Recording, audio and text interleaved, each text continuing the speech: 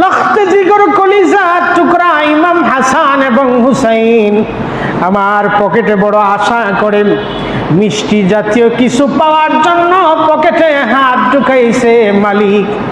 তারা আমাকে দেখছে আমি দাহিয়াতুল কলবি, কিন্তু হাকিকতে আমি হলাম জিবরিল আমিন।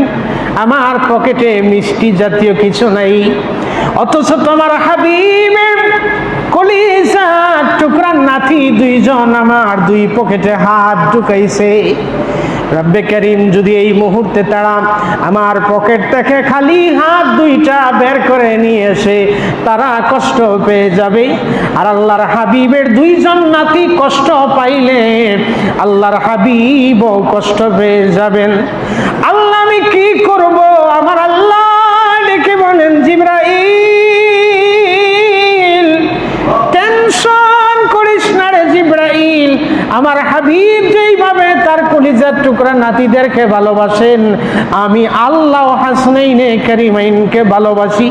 আমার হাবিবের কলিজার টুকরা হাসনাইনে কারিমাইনের খুশির জন্য তুমি জিবরিল আমিনের পকেটের মধ্যে আমি আল্লাহ জান্নাত থেকে জান্নাতি মিষ্টির ব্যবস্থা করে দিয়েছি। এরা হাত ঢুকাইলে নারাজ হবে না, সেই দাহিয়াতুল কলবি।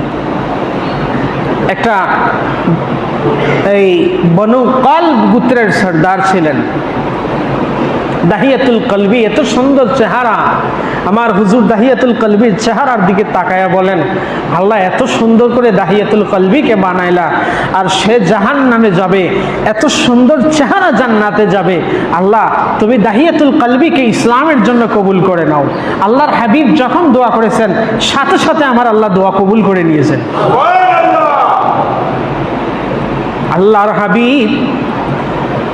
আল্লাহর হাবিব বসে আছেন, এমন সময় জিবরিল আমিন এসে খবর দেয়, ইয়া রাসূলুল্লাহ, ইয়া হাবিবাল্লাহ, নবী গো আপনার দাহিয়াতুল কলবি ইসলাম গ্রহণ করার জন্য আপনার দরবারে আগমন করতেছেন। আল্লাহর হাবিবের জিসিম মোবারক থেকে নূরানি চাদর মোবারক খুলে দাহিয়াতুল কলবি বসার জন্য চাদর বিছিয়ে রেখে দিয়েছেন। দাহিয়াতুল কলবি নবীর দরবারে আসছে। আমার নবী বলেন, দাহিয়াতুল কলবি বসে যাও।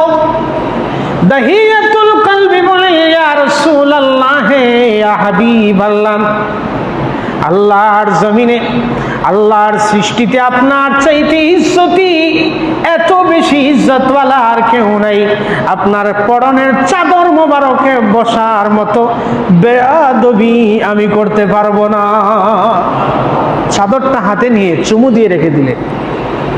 নবীজি বলেন, দাহিয়াতুল কলবি দেরি কেন করছো? মুসলমান হয়ে যাও।